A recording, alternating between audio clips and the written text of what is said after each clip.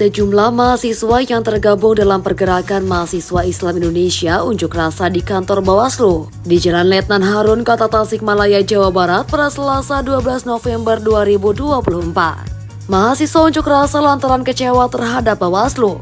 Mereka menuding Bawaslu tidak serius menanggapi laporan dugaan pelanggaran kampanye.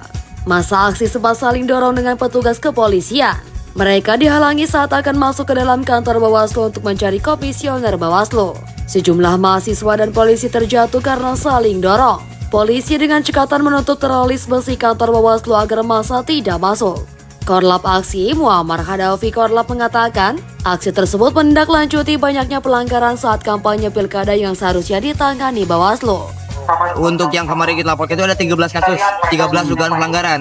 Dan ada sanggahan daripada KPU katanya dari Bawaslu itu mengatakan ada 3 kasus. Sedangkan 3 kasus yang memang telah dikaji oleh Bawaslu itu tidak ditindaklanjuti.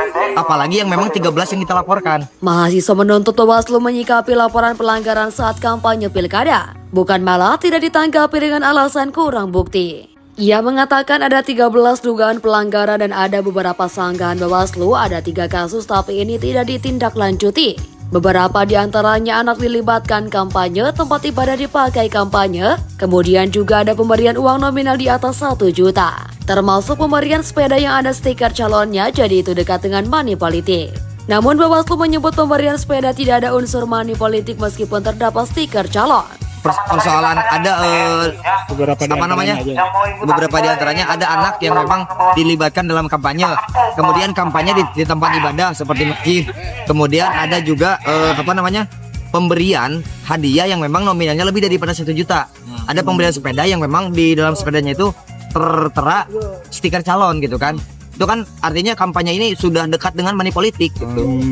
Sementara itu Bawaslu Kota Tasikmalaya memastikan telah menangani laporan dugaan pelanggaran kampanye dari mahasiswa. Namun prosesnya tidak ditindaklanjuti karena tidak memenuhi syarat formil maupun syarat material.